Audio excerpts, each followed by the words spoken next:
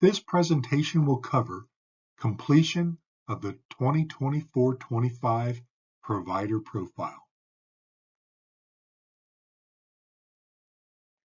You must have an updated and approved profile in order to obtain a 2024 contract for school readiness or voluntary pre-kindergarten. If you have not already completed this step, please do so soon.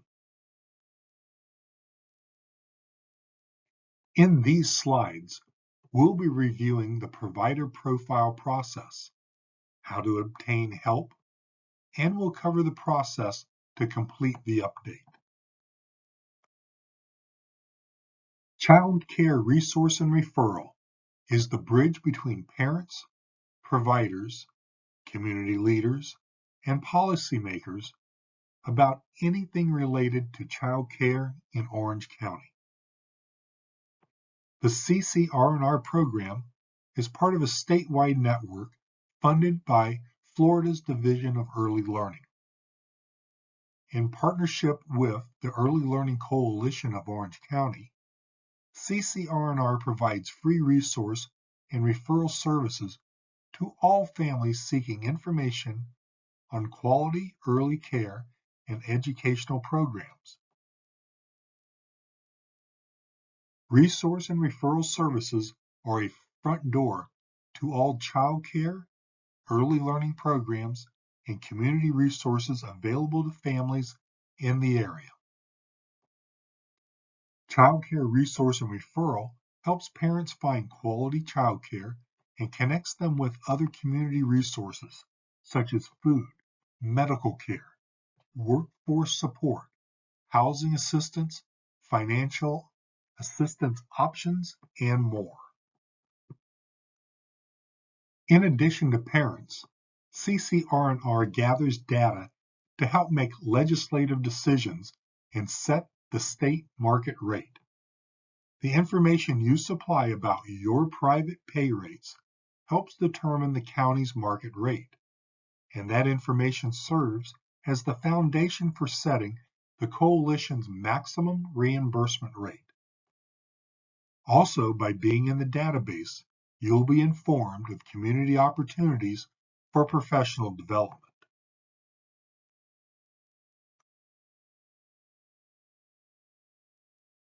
As you get started on updating your provider profile, it's important to ensure that you have the information corresponding to the current version of the EFSM.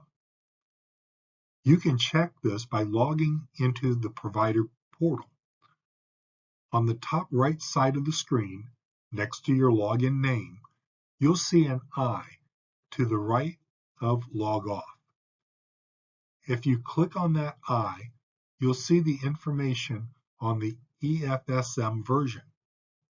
You should then look at the Provider Portal User Guide. It will have a version and date on the cover. You want to be sure that your version matches or is the latest version available. This is important because throughout the user guide, there will be instructions and screenshots of the processes. Newer versions of the guide will have updated screenshots and enhanced features that you won't see in an outdated version. The most current user guide at this time is version 6.9, but as DEL continues to update the system, revised user guides will be released. The most current user guide is always found on the 4C website. Once you have the user guide you'll be using, open the table of contents. Look for Completing the Provider Profile. That will take you to the page that starts the step-by-step instructions with screenshots. If you're not sure if you have the latest version of the user guide, you can always check the 4C website at www.4cflorida.org. Just under the header, you'll see a link to training materials for EFSM. You can also get to this location by looking for early learning services, training, resources, and information for parents and providers. Once the training page opens, you'll see that it's divided into providers and parents, and further grouped into topics. Look in the provider section. The newest user guide will always be available to you there. For providers, you'll also find sections on SR attendance, VPK attendance, video tutorials, guides, and FAQs, and a section on all communications sent to providers. Parents looking for information will find similar categories of materials to assist them.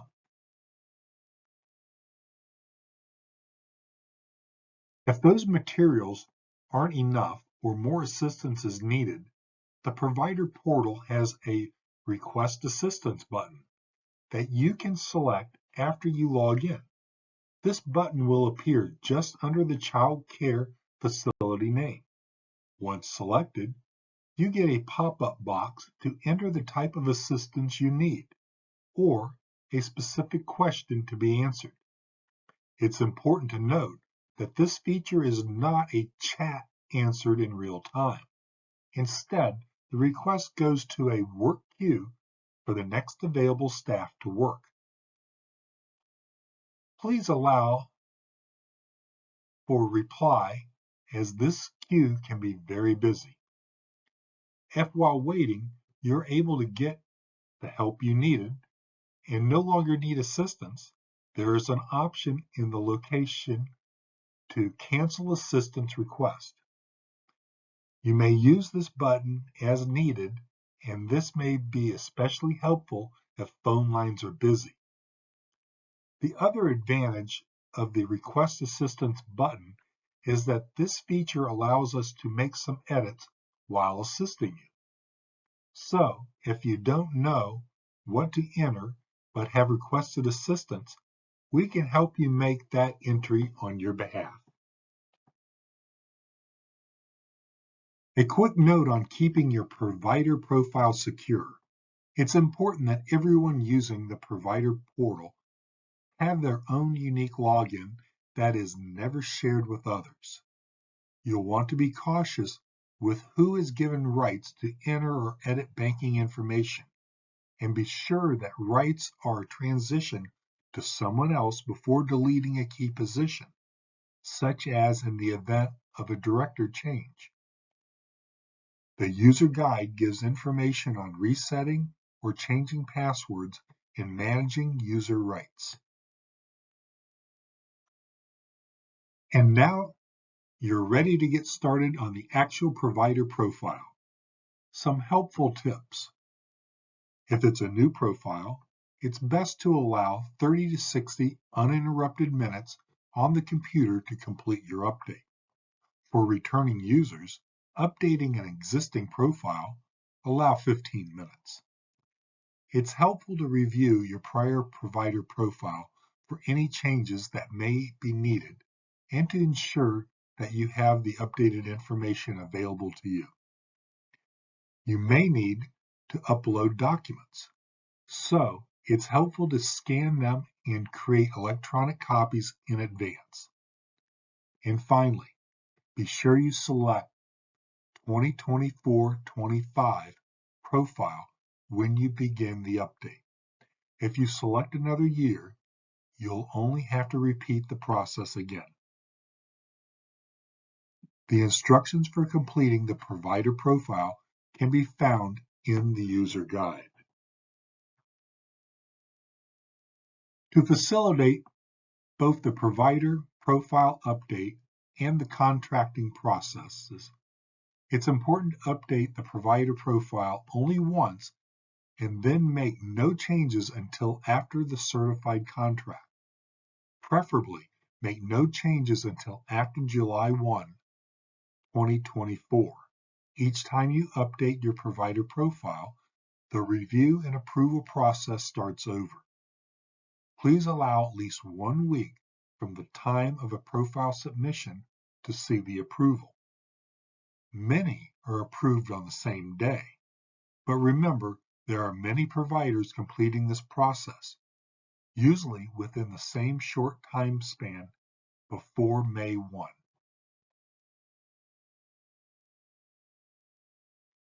You'll find the provider profile on the drop-down menu at the top.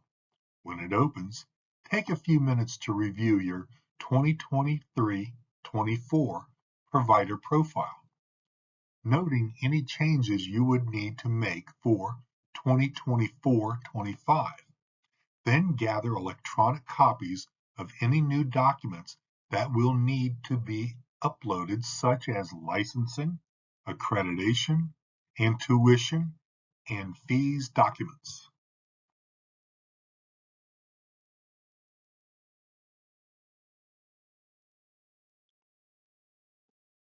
There are tool tips throughout EFSM that can help you obtain more information about specific items. Use the back and next buttons at the bottom of the screen to navigate through the profile. In step 1, you'll tell us if you want to allow referrals to families seeking childcare, whether you want to contract for SR, VPK, and/or local funding, if you are a Gold Seal provider, and about your program's accreditation. On the Facility tab, you'll update contact information for owners and directors, along with addresses for mailing and payments. You'll have the ability to add new contacts as needed and designate which of those contacts is an authorized contract representative for the business. The Services tab is your chance to tell parents about the programs and services offered, as this has information parents may be seeking in referrals. Start with the ages of children served within the scope of your DCF requirements. Then carefully select the options that describe the full scope of your services. Be sure to include things such as before and after school care, summer programs, transportation to and/or from which schools, meals and snacks served, what languages are spoken, if you offer music, dance, swim lessons, homework help, etc. The Curriculum tab collects information about the provider's curricula for the ages of children served. You can use multiple selections from the list, and if the curricula you use is not on the list, select Other. Please note that if you are participating in the SR program, you must select an approved curriculum.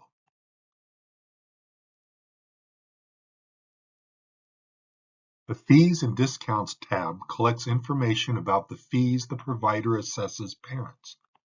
You need to make an entry for each fee or enter 0 if that fee is not charged.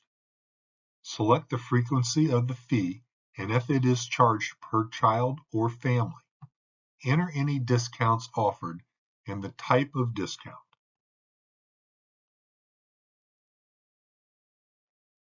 The Hours of Operation tab collects information on the type of schedule offered for care, including days of the week and hours on each day. Your hours must match or be less than allowed by your DCF license. You'll also have the option to list enhanced schedule options, such as drop-in care, early or extended care, and overnight or evening hours. These types of services are much needed by parents and will increase the chance of matching for parent referral requests.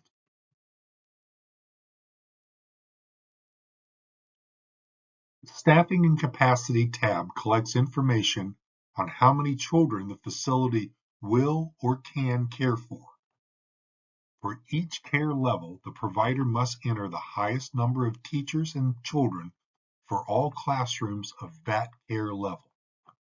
This tab does not calculate staff-to-child ratios, but stores numbers for review in the approval process. You can omit the age groups you do not serve. For example, if you have 2 teachers with a group of 20 children, you should list 1 teacher in classroom with 10 children in classroom and a group size of 20. More examples can be found in the user guide, pages 40 to 45. The Private Pay Rates tab collects information on the rates you charge the community for each unit of care, such as full-time or part-time, and care level, age, of the care offered by the provider. These entries must match the tuition documentation uploaded. Shaded cells do not permit entry. If care is not provided for a care level, age, no entry is needed. However, entry is needed for each unit of care. For example, if you offer full-time but not part-time care for preschool 4, the entry in the part-time care rate box should be the same rate as charged for full-time preschool 4 care. This indicates you do not offer part-time care for that age. Providers caring for children attending VPK must enter VPK wrap rates for preschool 3, 4, and 5. If caring for school-age children, please enter rates for full-time, part-time, before, after, and before-after school care. Summer camp rates apply only to children who have completed kindergarten, i.e. school age, and are not needed for infants through preschool 5. School readiness providers must answer a question about the family's responsibility to pay the differential between the approved reimbursement rate paid by the coalition and the private pay rate that you charge community parents. If you are contracting for SR, you'll also want to review page 46 of the user guide to learn about the SR Daily Rate Helper button.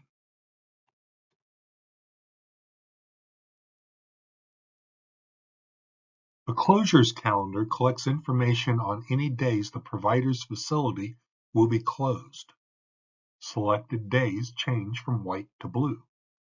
The coalition may define reimbursable holidays for SR programs, which will be shaded in gray. If the provider's selected date and the coalition date are the same, the date will be shaded in dark blue. You do not need to include Saturdays and Sundays on the closure calendar if services are not provided on those days. Actual reimbursable holidays will be selected during the contracting process if the provider enters into a SR contract with the coalition. The Documents tab allows upload of documents for review, and these documents must match the entries made on the earlier tabs.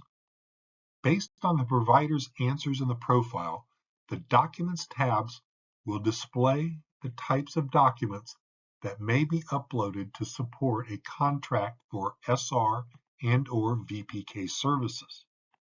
Documents uploaded in this tab will also populate in the document library and will be utilized during the contracting process. After reviewing the information for each section, the user must click Next to continue. To submit the provider profile, the full name must exactly match the name entered on the Manage Users page. This is case sensitive. The user must check the checkbox to certify by electronic signature and click the Submit button. If successfully submitted, you will see a message. You have successfully completed and submitted your provider profile. You will also find an email with the same message sent by do not reply at oel.myflorida.com.